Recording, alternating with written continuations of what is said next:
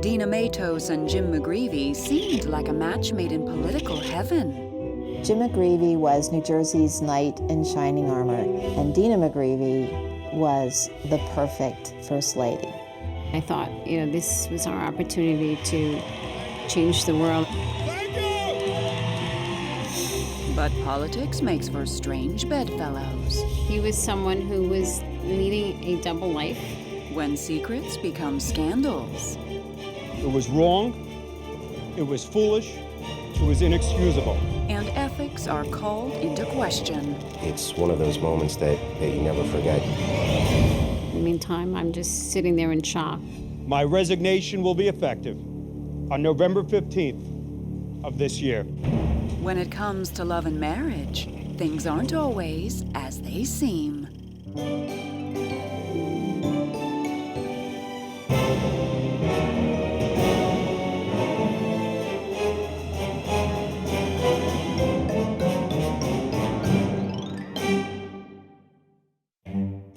They say that politics is the art of the possible, an adage Dina Matos took to heart from a young age. I thought, very early on that if you become an activist, if you become involved, that you can affect change. In the fall of 1995, 29-year-old Dina was trying to follow through on her dreams, working in PR for a local hospital and making herself known in political circles. So when she met Jim McGreevey, the handsome and newly single mayor of Woodbridge, New Jersey, no one was surprised that a mutual interest sparked.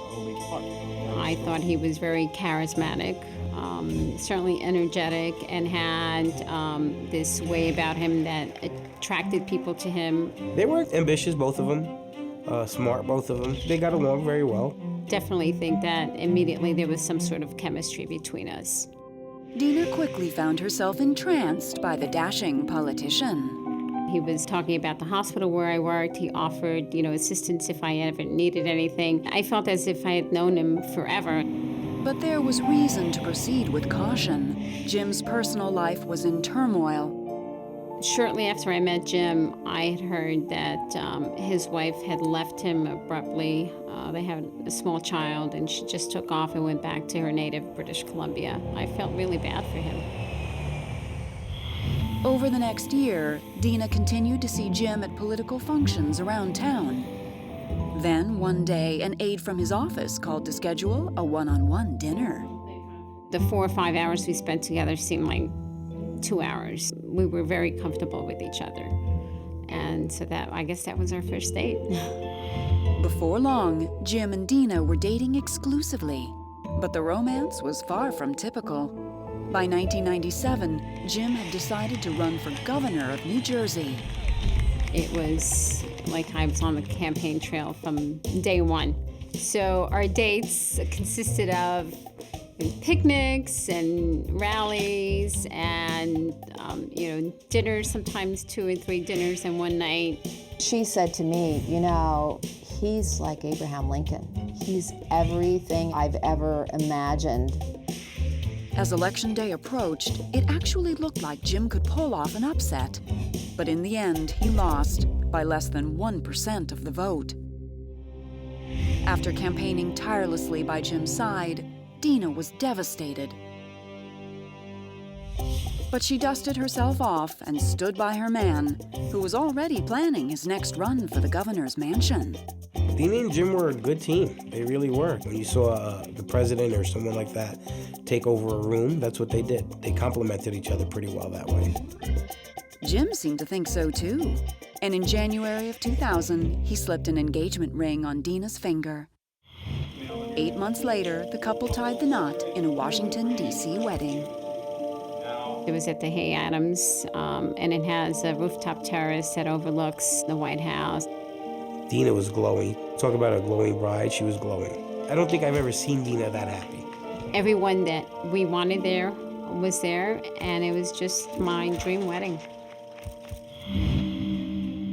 Just 6 months later, Dina learned she was pregnant. It seemed the young couple was on the fast track to having it all. But Dina could never have guessed how drastically the tides would turn in just 4 short years. On August 9th, 2004, Dina was running errands after work when she got a call from her husband. Jim asked what time I was going to be home. And this was uncharacteristic for him because it was early in the day and he was always out late. I felt a knot in my stomach. I'm like, something's not right here. Dina immediately raced home, and when she arrived, she was certain things were horribly wrong. So Jim and I both sat on the couch in the living room, and he said, this is very difficult for me. I want to let you know that I'm being blackmailed. The news was terrible, but what Jim McGreevey said next was like a knife in Dina's back. I had an anxiety attack, and I thought, this is the end of my life. I took one look at Dina and I said, oh my God, this cannot be good. I did not recognize her.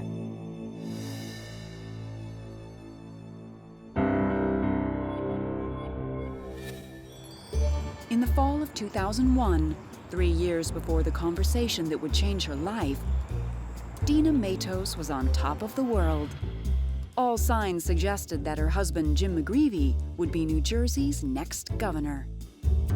He was running for governor, and she was at his side, and you would see her on the news on TV. Not Dina, my sister, but Dina, the proposed First Lady of New Jersey. It was the happiest time of my life. But on November 3rd, the day of Jim's last big rally before the election, Dina realized something was wrong.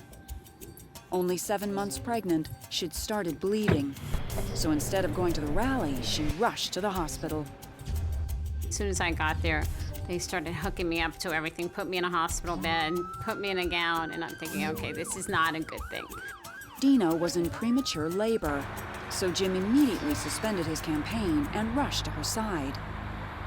The hospital became, campaign headquarters for a while. The doctors insisted she remain on bed rest. Meanwhile, on November 7th, Jim McGreevey won the election by a landslide. Dina watched the coverage from her hospital bed.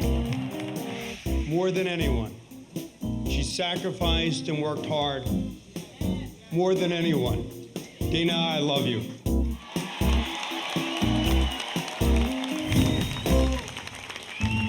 It was a wow moment. It was like, oh my God, my sister's the First Lady. Do I still treat her like Dina? Oh, get out of my way? Or is it Dina, the First Lady, how are you? On December 7th, Dina and Jim welcomed their daughter into the world. New Jersey's new first family was off to a great start. I thought, we're going to change the state, and we're going to do everything that we promised people we would do. For Jim, the first order of business was to staff up his new administration, and he seemed to have some interesting prospects. One in particular was a young Israeli man who had worked on Jim's campaign. His name was Golan Sapel. In January 2002, Jim McGreevey named Sapel his national security advisor, a move that raised some eyebrows. While Golan Sapel had lots of public relations experience, it wasn't really clear what his experience was in Homeland Security. One of the things that people had concerns about is the fact that he wasn't an American. And so therefore, it would be difficult for him to get the proper security clearances. And people wondered, why would you make a political appointment to such an important post right after 9/11? Back in the governor's mansion, Dina wasn't dwelling on her husband's staffing choices.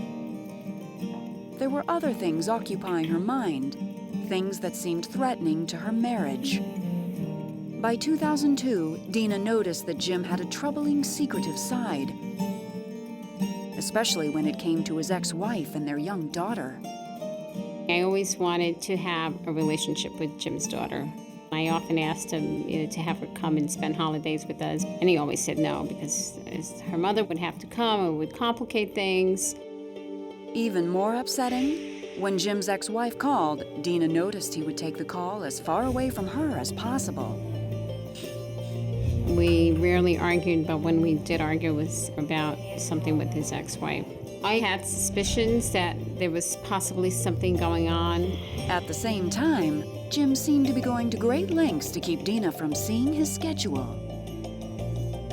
I think Jim was definitely hiding the schedule from me, so I didn't know where he was or where he was supposed to be. Dina couldn't help but wonder if Jim and his ex had secretly rekindled their romance. And just 2 months later, it seemed her suspicions were spot on. One day out of the blue, Jim says to me, well, my ex-wife and daughter are coming next week for a visit. And I was just shocked. All of a sudden, he had made the decision without telling me. The news was stunning enough, but the visit was even worse. Jim's behavior was very odd and bizarre. He had planned the entire trip without my knowledge.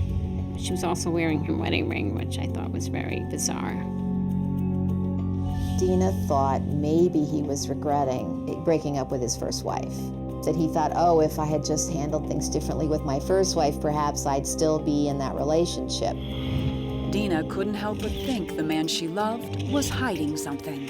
Obviously, there's something going on. But never in a million years could she have guessed what his secret really was. I was just completely incredulous. I couldn't believe it. I was just in a complete state of shock.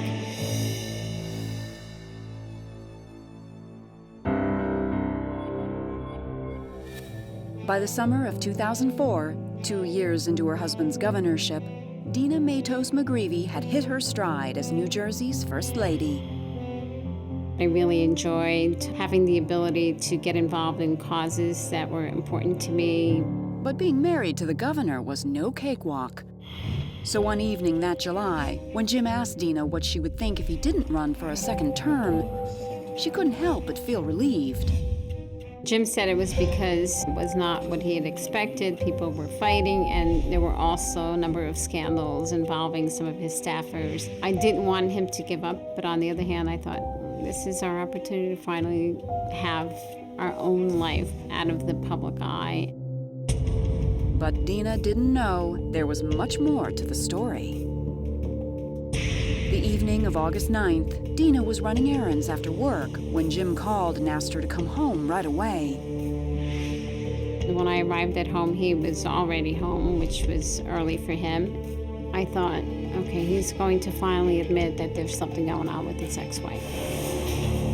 But Dina was about to find out her husband was struggling with something else entirely.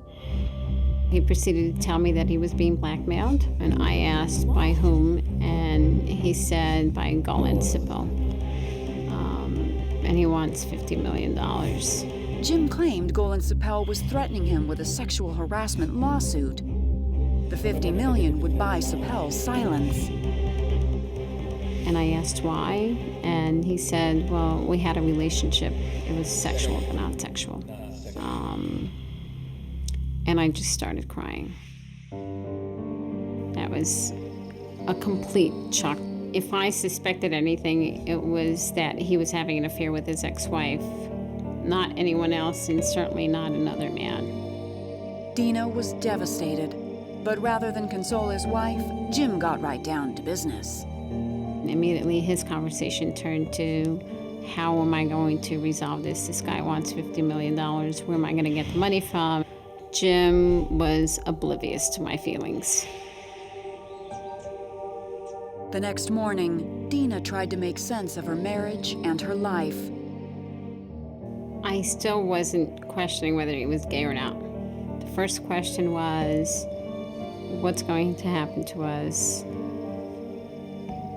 You know, what's our daughter's life going to be like after this? Dina knew Jim didn't have the answers, so she called her family and shared the news. Hey, how are you? I was shocked. My heart went out to her. And she was just a mess. And I just tried to comfort her, but how do you comfort somebody in that situation? What do you tell them? What do you tell them? By August 11th, 2 days after his confession to Dina, Jim and his advisors had decided the best plan of attack was to hold a press conference. He thought by going public with this, he could take away any threat of blackmail and potentially any lawsuit. That's the reason that the governor gave. The night before the press conference, Jim and Dina sat at the kitchen table and had one final, eye-opening conversation. He said he was confused about who he was, about his sexuality, and that he thought he might be gay. But for Dina, this wasn't about whether her husband was gay. This was about betrayal. So I asked him why he married me. And he said that he loved me and he wanted us to build a life together. And that was, another blow. How can he be telling me that he loved me when, he had done all these other things? Did he love me ever? And why did he marry me? It seemed like things couldn't possibly get any worse. It felt like this was not the man that I married. This was an imposter. But there was more to Jim's story. And the next morning, Dina would get the shock of her life. I flipped the TV on. It was scary how she looked. It felt like an out-of-body experience for me. My resignation will be effective on November 15th of this year.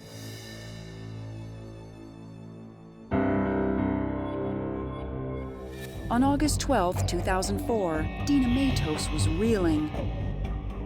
Her husband, New Jersey Governor Jim McGreevey, was about to give a press conference admitting to an affair with a male staffer.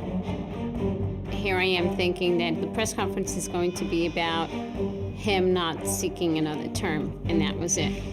But Dina was about to get another unwelcome surprise. He had been in meetings with his advisors all day on the first floor of the governor's mansion. And he came up with one of his advisors and handed me a copy of his speech. And I started reading it, and I read the phrase, "I am a gay American." And I just couldn't believe what I was reading, because he had not admitted to being gay. I thought, how did he resolve that issue overnight? He was confused, and now all of a sudden, he knows that he's a gay American.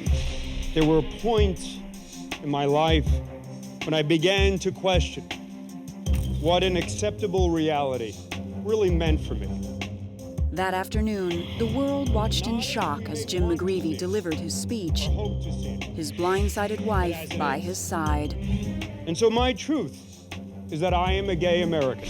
My resignation will be effective on November 15th of this year. I flipped the TV on and I took one look at Dina. I did not recognize her. It was scary how she looked. He's at the podium speaking, and I'm standing next to him with some sort of smile plastered on my face. And it felt like an out-of-body experience for me. I engaged in an adult consensual affair with another man, which violates my bonds of matrimony. It was wrong, it was foolish, it was inexcusable. It was just heartbreaking, and I thought she was so brave to be standing there with him, and half of me thought she was so stupid to be standing there with him.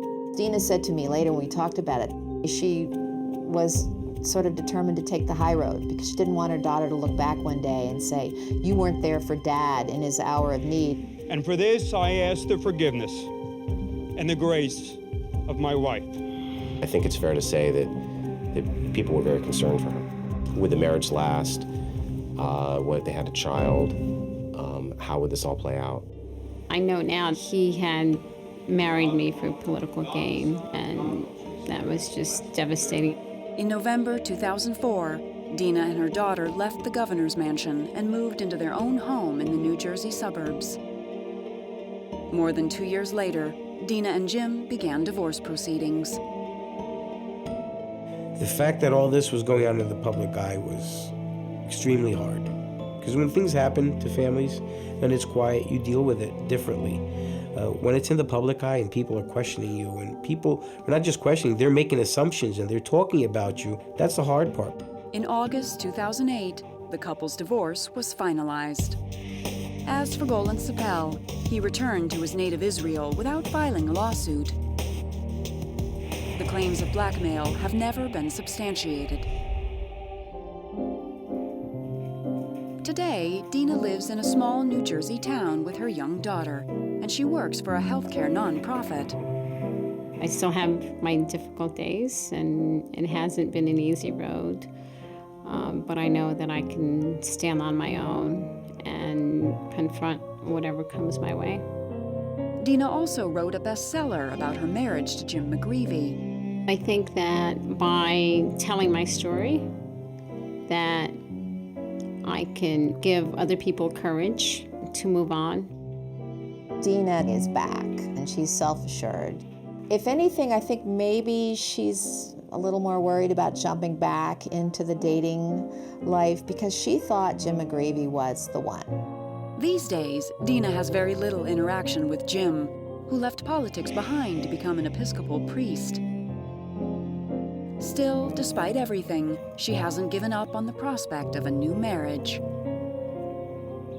Marriage is very important. I think it could be very positive, and it could be very rewarding. And who knows, maybe I'll experience it sometime.